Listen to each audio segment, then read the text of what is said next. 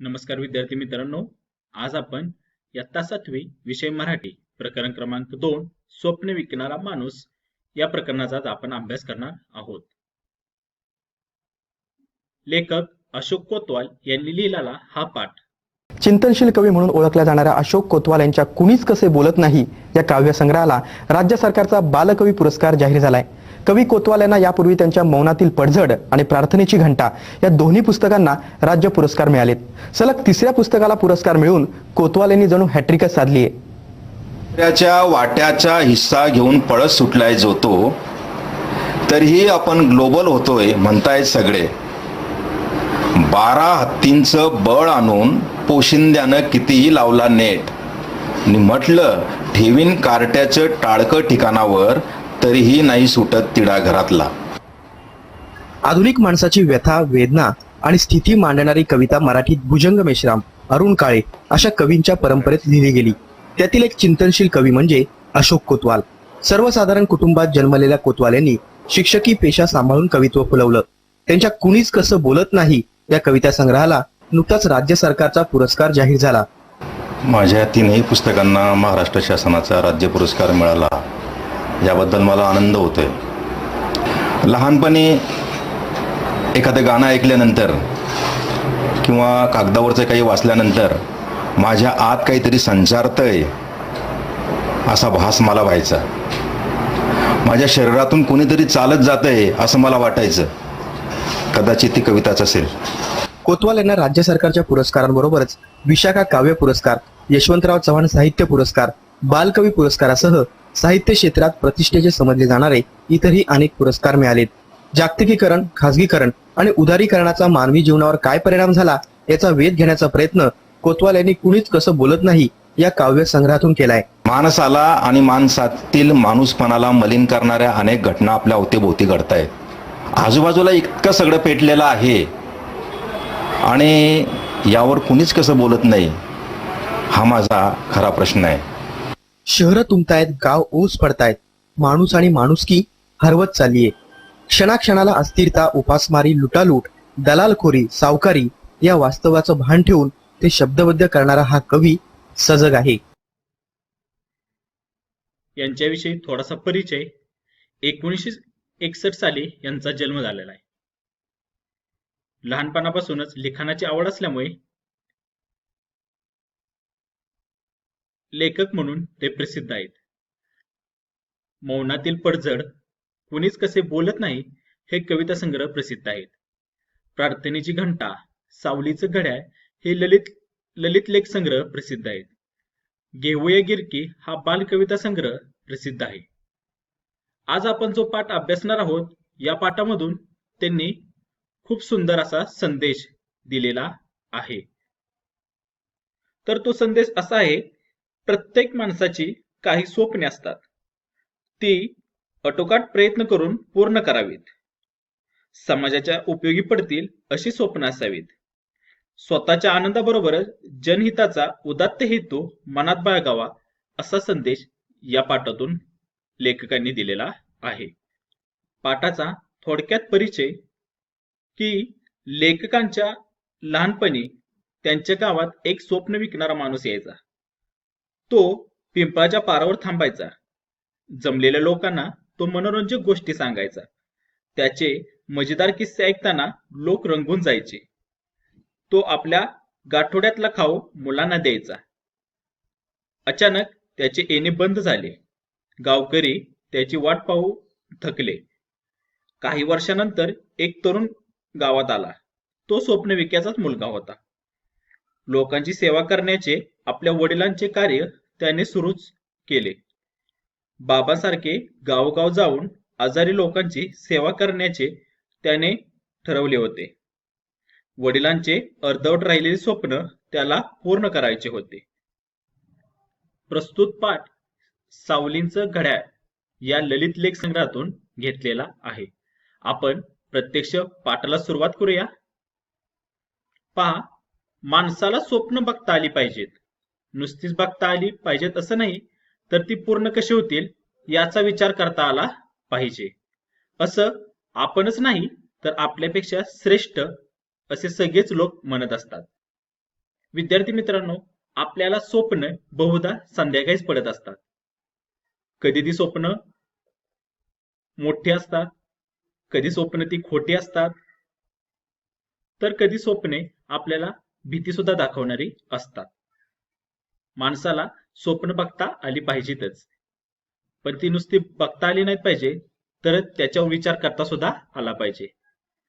मला डॉक्टर व्हायचंय, मला इंजिनियर व्हायचे, मला वकील व्हायचे, मला एक आदर्श शिक्षक व्हायचे, ही आपली स्वप्न असतील तर आपण जिद्द, चिकाटी, महत्वाकांक्षा, प्रयत्नवाद या सर्व गोष्टी ठेवून आपण ही स्वप्न पूर्ण केली पाहिजेत. आता स्वप्न ही निर्माण करावी लागतात, किती उत्पन्न होतात हे आपल्याला माहीत नाही. स्वप्नाविषयी लोक काय काय बोलतात, कोणी कोणी तर स्वप्नांना भलतंच तुच्छ लेखतात. भलती सलती स्वप्न पाहू नकोस असा सल्लाही देतात. याचंच एक उदाहरण तुम्हाला देऊ इच्छितो की एका मुलाला रात्री झोपल्यानंतर एक स्वप्न पडतो. तो स्वप्नामध्ये कलेक्टर झालेला असतो. सकाळी उठल्यानंतर तो त्याच्या घरातील व्यक्तींना, गावामध्ये त्याच्या मित्रांना, सर्वांना सांगतो की मी काल स्वप्नामध्ये कलेक्टर झाले होतो.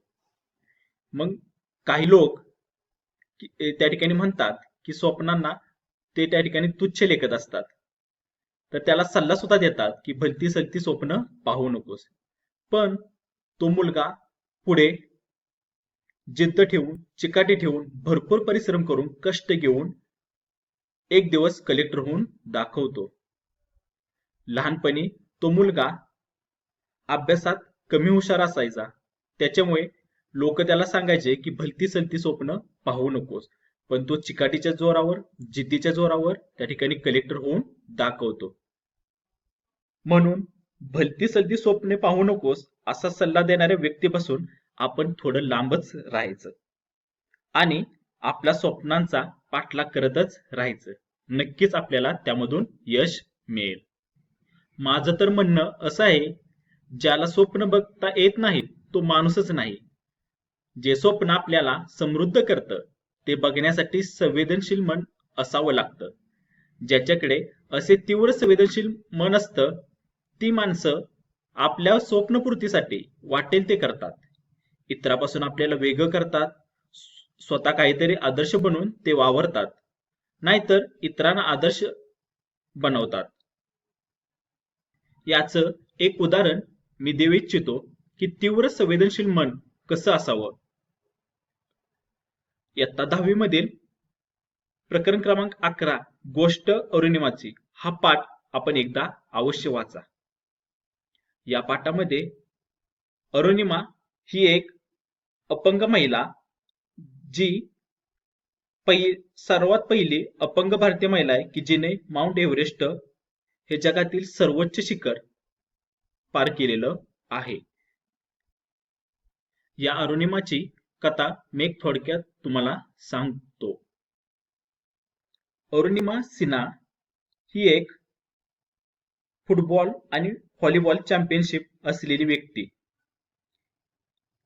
आपल्या नोकरीच्या निमित्ताने ते दिल्लीला चाललेली होती. तिच्या गळ्यामध्ये एक सोन्याची चेन होती.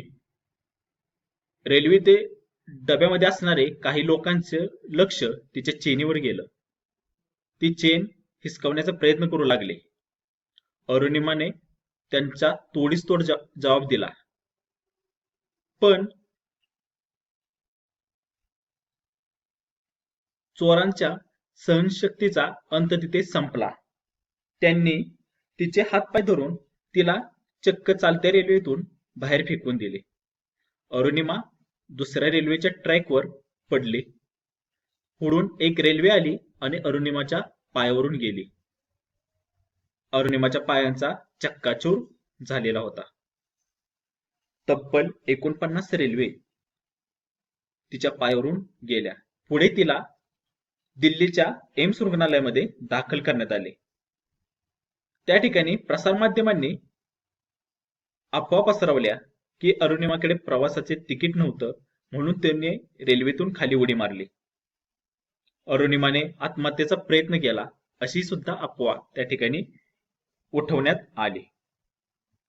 पण अरुणिमाने त्या ठिकाणी या दबावाला बळी न पडता तिने एक निर्धार केला.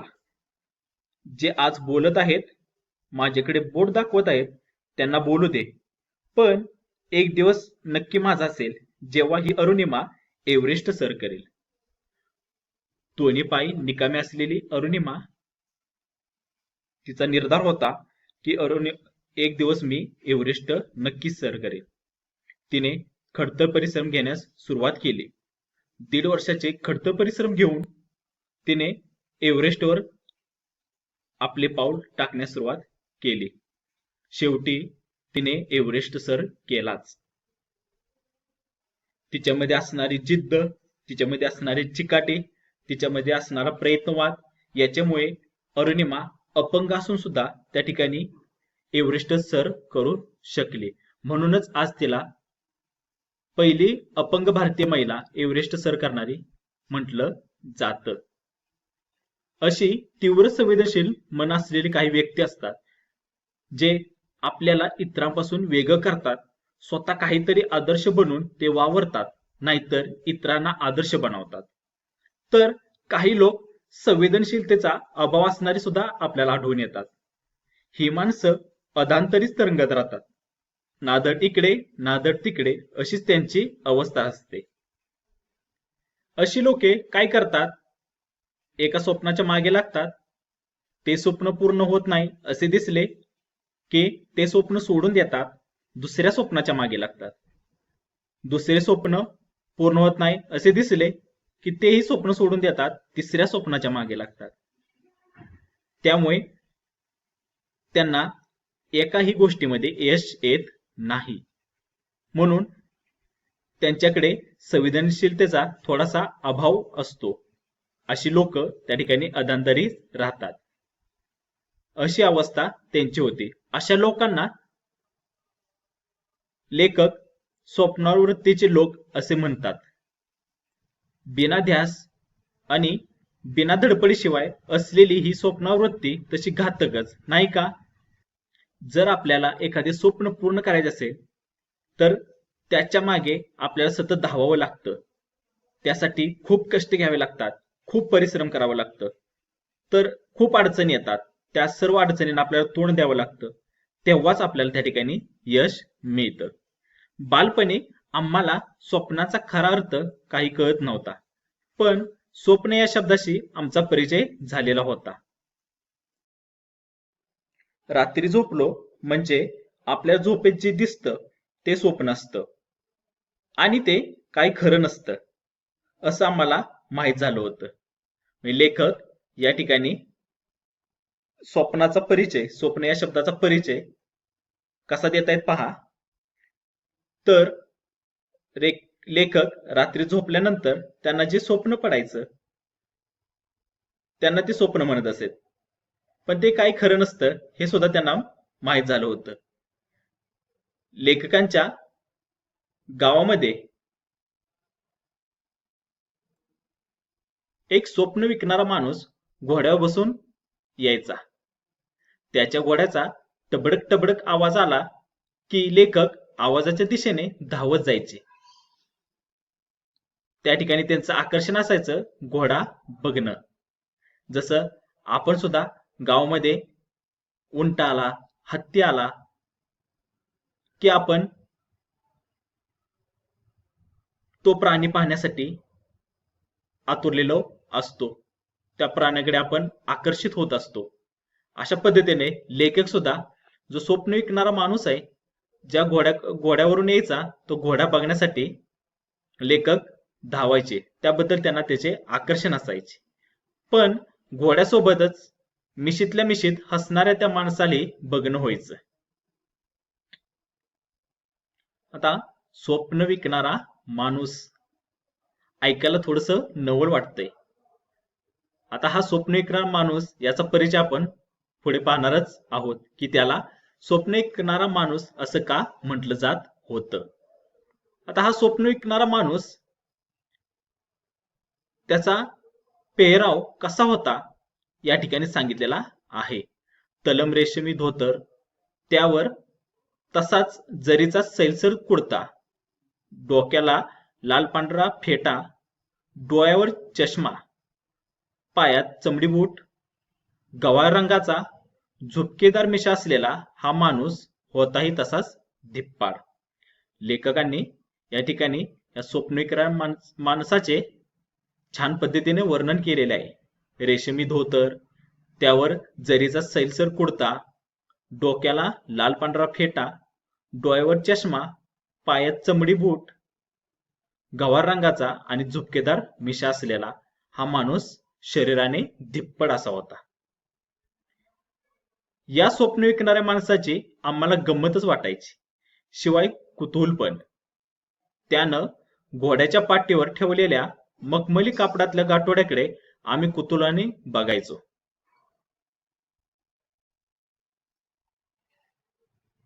हा माणूस आमच्या गावच्या पिंपळाच्या पारावर थांबायचा. पाराला असलेल्या लोखंडी कडेला आपला घोडा बांधायचा. घोड्याच्या पाठीवर आणलेलं मखमली कापडातील गाठोडं जवळ घेऊन चांबडी पिशवीतलं पाणी घटाघटा प्यायचा आणि मग ऐटीतच झाडाच्या पारावर बसायचा. तेव्हा त्याच्या भोवती माणसांचा गराडा पडे. विद्यार्थी मित्रांनो, लेखकांनी हा स्वप्न विकणारा माणूस गावामध्ये आल्यानंतर त्याचं ते वर्णन केलेलं आहे. तर तो गावच्या पिंपळाच्या पारावर थांबायचा. पाराला एक लोखंडी कडी होती, त्या ठिकाणी आपला घोडा बांधायचा. घोड्याच्या पाठीवर आणलेलं मखमली कापडाचं गाठोडं जवळ घेऊन चांबडी पिशवीतलं पाणी घटाघटा प्यायचा. म्हणजेच तो प्रवास करून आल्यानंतर थोडा थकलेला असे, म्हणून त्या ठिकाणी तो चांबडी पिशवीतलं पाणी घटाघटा प्यायचा. मग ऐटीत झाडाच्या पारावर बसायचा.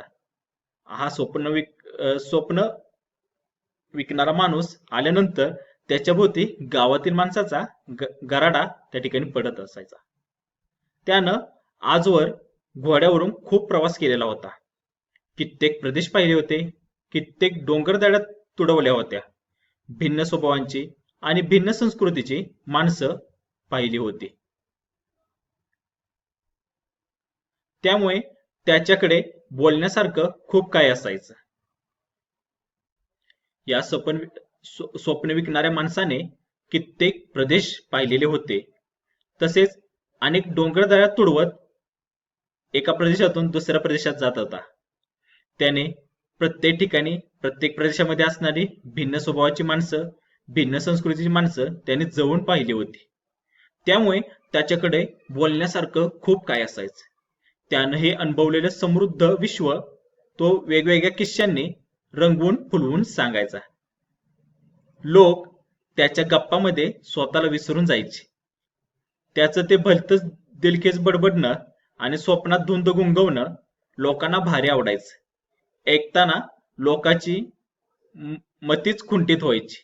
आपण ऐकतोय ते खरं की खोटं या संभ्रमात ते पडायचे. हा स्वप्न विकणारा माणूस बरेचसे प्रदेश फिरून आल्यामुळे त्याला भिन्न स्वभावाची माणसे तसेच भिन्न संस्कृतीची माणसे त्याने पाहिलेली होती. उदाहरणार्थ, काही चांगली माणसे, काही वाईट माणसे, काही हुशार माणसे, काही चतुर माणसे, अशी माणसे त्यांना पाहायला मिळाली असतील.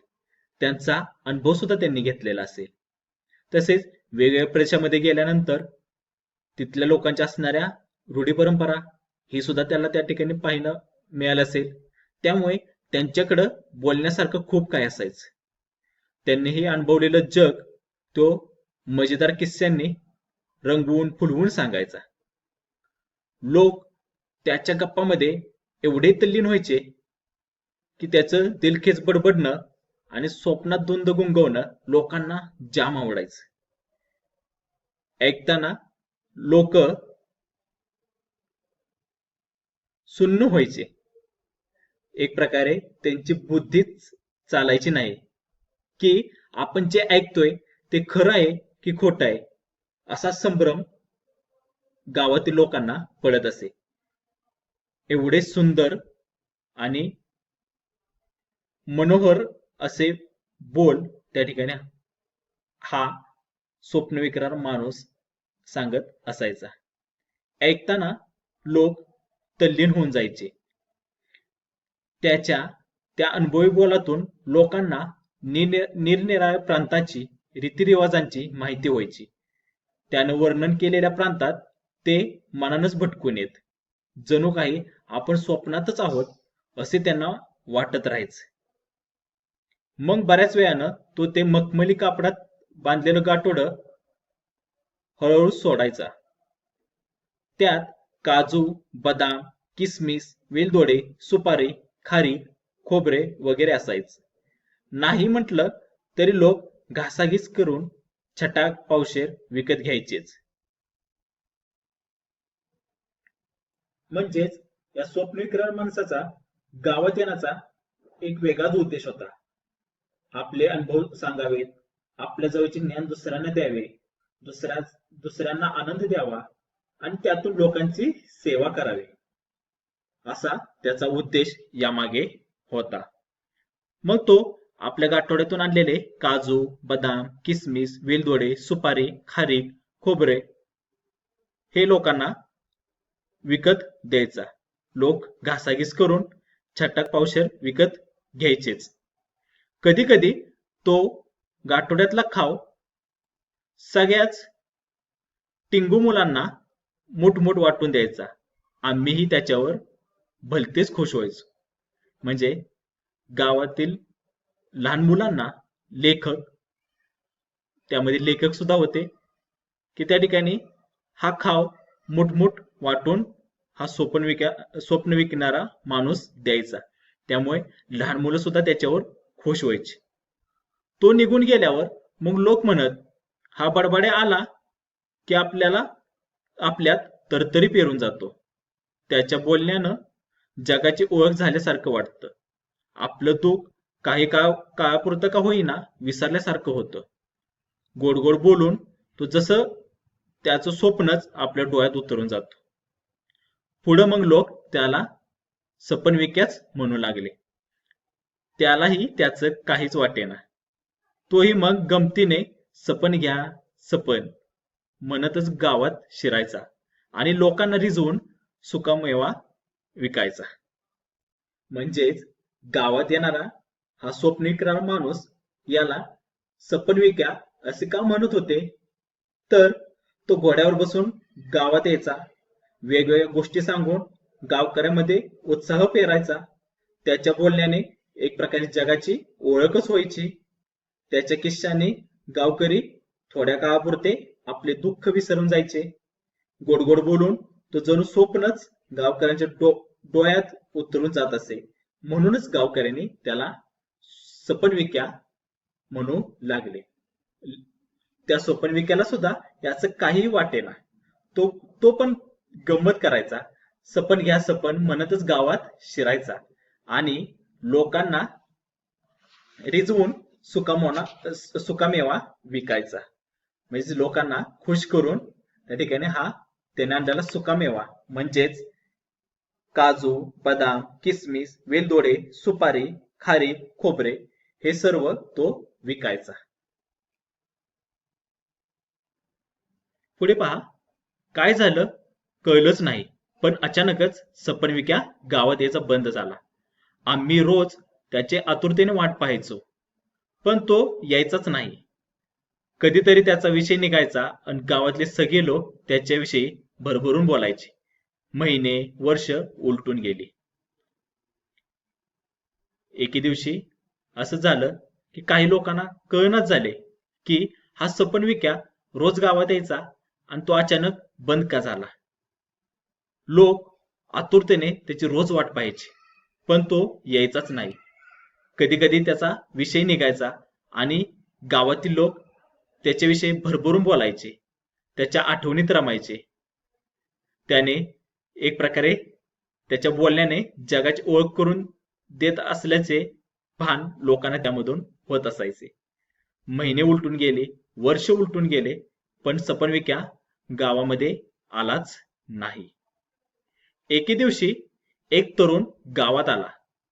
गावातल्या पारावर बसला. गावातील पारावर बसलेले लोक त्याच्याकडे टकामका पाहू लागले. तो तरुण सपनविक्यासारखाच दिसत होता. तोच चेहरा, तीच अंगकाठी, जणू सपनविक्याच गावात आला होता. सपनविक्या गावामध्ये यायचा बंद झाला. महिने उलटून गेली, वर्ष उलटून गेली. एके दिवशी अचानकच एक तरुण गावामध्ये आला. गावामध्ये ज्या ठिकाणी सपनविक्या पारावर बसायचा त्याच ठिकाणी हा तरुण बसला. लोक त्याच्याकडे टकामका पाहू लागले. तो तरुण सपनविक्यासारखाच दिसत होता. तोच चेहरा, तीच अंगकाठी, जणू सपनविक्या पुन्हा एकदा गावात आला असेच लोकांना त्या ठिकाणी भासू लागले. आम्ही सगळी मुलं पाराजवळ जमलो. आमच्या गावातल्या सगळ्यात वृद्ध तात्याने त्याला विचारलं, कोण रे बाबा तू, कुठून आलास? लेखकांच्या गावामध्ये ही आलेली तरुण व्यक्तीला त्यांच्या गावामधील एका वृद्ध व्यक्तीने म्हणजेच तात्याने त्यांना प्रश्न विचारला, कोण रे बाबा तू, कुठून आलास? तर त्यावर त्या व्यक्तीने उत्तर काय दिले पहा, मी तुमच्या सपनविक्याचा मुलगा. गुडघेदुखीच्या त्रासामुळे बाबा बऱ्याच वर्षापासून गावोगावी जाऊ शकत नाहीत. पण खरं सांगू का, गावात जाणं, तिथल्या लोकांना एकत्र जमवणं, त्यांच्याशी बोलण्यासाठी सुकामेवा विकणं हे केवळ बाबांचं एक निमित्त होतं. त्यातून त्यांना खूप आनंद मिळत असे. म्हणजेच या ठिकाणी गावामध्ये आलेला तो तरुण व्यक्ती हा सपनविक्याचा मुलगा होता. सपनविक्या याला गुडघेदुखीच्या त्रासामुळे आता गावोगावी फिरणं शक्य नव्हतं. म्हणून त्याच्या जागी सपनविक्याचा मुलगा हा गावोगावी फिरत होता. त्याचा उद्देश काय होता हे आपण पुढे पाहणारच आहोत. पण तो सांगत होता की माझ्या बाबांचा गावात येण्याचा एक उद्देश होता की तिथल्या लोकांना एकत्र जमवणं, त्यांच्याशी बोलण्यासाठी सुकामेवा विकणं हे केवळ बाबांचं एक निमित्त होतं. त्यातून त्यांना खूप आनंद मिळत असे. आपले अनुभव, आपल्या जवळचं ज्ञान इतरांना सांगावं, दुसऱ्यांना आनंद द्यावा, असं त्यांच्या वडिलांचं स्वप्न होतं. लोकांची सेवा करण्याचा त्यांचा हा मार्ग मला खूप खूप आवडला. म्हणजेच या सपनविक्याचा मुलगा त्या ठिकाणी वडिलांच्या पावलावर पाऊल ठेवून लोकांची सेवा करण्यासाठीच तो सुद्धा आता गावोगावी फिरत होता. नुकतंच माझं वैद्यकीय शिक्षण पूर्ण झालं आहे. या ठिकाणी जो सपनविक्याचा मुलगा होता त्याचं वैद्यकीय शिक्षण पूर्ण झालेलं होतं. गावोगावी जाऊन वृद्ध आजारी लोकांची सेवा करायची असं मी मनोमन ठरवलं आहे. बाबांचं हे स्वप्न पूर्ण करण्यासाठीच मी तुमच्या गावात आलेलो आहे. म्हणजे हा सपनविक्याचा मुलगा हा डॉक्टर झालेला होता आणि त्याला त्याच्या वडिलांचं अपूर्ण राहिलेलं स्वप्न पूर्ण करायचं होतं, लोकांची सेवा करणे. तो डॉक्टर असल्यामुळे गावोगावी जाऊन वृद्ध आजारी लोकांची तो सेवा करायचा. हे त्याचं बाबांचं स्वप्न होतं आणि हे स्वप्न पूर्ण करण्यासाठीच तो लेखकांच्या गावी आलेला होता. त्याचा आवाज, बोलण्याची ढब, हसणं आम्हाला सपनविक्याची तीव्र आठवण देऊन गेलं. आम्ही सगळे गैरवरून गेलो. काय बोलावं हे कोणालाच समजेना. असंही स्वप्न असतं, एखादा माणूस असंही स्वप्न पाहू शकतो, हे नव्यानं आम्हाला उमगलं होतं. म्हणजेच जसा सपनविक्या होता तसाच त्याचा आवाज, त्याच्या मुलाचा आवाज होता, तशीच त्याच्या बोलण्याची ढब होती, म्हणजेच पद्धत होती. त्याचं हसणं सेम सपनविक्यासारखंच होतं. त्यामुळे गावातील लोकांना त्या सपनविक्याचीच तीव्र आठवण येऊ लागली. त्या आठवणीने ते गहिवरून गेले. काय बोलावं हे कोणालाच समजेना. कारण त्या गावातील लोकांना, लेखकांना असा एक प्रश्न पडला की एखादं माणूस असंही स्वप्न पाहू शकतो, हे त्यांना नव्यानंच त्या ठिकाणी उमगलं होतं. विद्यार्थी मित्रांनो, या पाठामधून आपण काय बोध घ्याल तर आपण नेहमी स्वप्न पाहिली पाहिजेत, पण ती स्वप्ने आपल्या हिताची व समाजाच्या कल्याणाची सुद्धा असावीत. त्या स्वप्नांचा तुम्ही पाठलाग करा. तुम्हाला त्यामध्ये भरपूर अडचणी येतील, तरी आपण मागे हटायचं नाही. आपले ध्येय आपण यातून साध्य करायचे. जसा सपन विक्या होता, सपन विक्या गावामधील लोकांना वेगवेगळ्या गोष्टी सांगून त्यांच्यामध्ये उत्साह पेरायचा, त्यांना नव्या जगाची ओळख करून द्यायचा. काही काळापुरते लोक आपले दुःख त्या ठिकाणी विसरून जायचे. तसेच तो आपल्या जवळचे अनुभव असेल, ज्ञान असेल, तो दुसऱ्यांना देत होता, दुसऱ्यांना आनंद देत होता, त्यामधून लोकांची सेवा करत होता. तसाच त्याचा मुलगा सुद्धा डॉक्टर होऊन सुद्धा तो गावोगावी फिरायचा, वृद्ध आजारी लोकांची त्या ठिकाणी सेवा करायचा. तो जणू काय त्याच्या बापाचं अपूर्ण राहिलेलं स्वप्नच पूर्ण करत होता. आपणही असेच स्वप्न पूर्ण केले पाहिजेत. विद्यार्थी मित्रांनो, आज आपला हा पाठ स्वप्न विकणारा माणूस अशोक कोतवाल या लेखकाने लिहिलेला हा पाठ या ठिकाणी संपलेला आहे. धन्यवाद.